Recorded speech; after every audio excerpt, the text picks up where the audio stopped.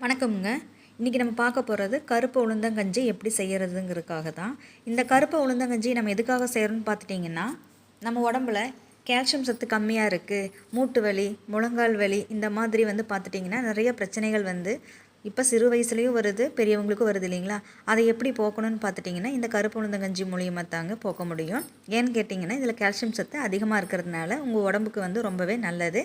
இந்த கருப்பு உளுந்தங்கஞ்சி செய்கிறதுக்கு உண்டான பொருட்கள் பார்த்துட்டிங்கன்னா, கருப்பு உளுந்து 2 டம்ளர், 1 டம்ளர் புழுங்கலரிசி, 1/2 டம்ளர் முந்திரி, 1/2 டம்ளர் பாதாம் நான் எடுத்துருக்கேங்க, ஒரு பிஞ்சளவு உப்பு, இனிப்புக்காக நாட்டு சர்க்கரைங்க.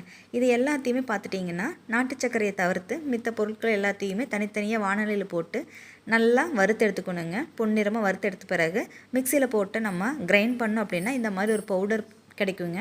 இந்த பவுடரை யூஸ் பண்ணி தான் நம்ம உளுந்தங்கஞ்சி செய்ய போகிறோம். அடுத்த வீடியோவில் பார்ப்போங்க எப்படி கஞ்சி செய்கிறதுங்கிறத. இந்த மாதிரி பவுடர் எடுத்து வச்சுக்கோங்க, உடம்புக்கு ரொம்பவே நல்லது.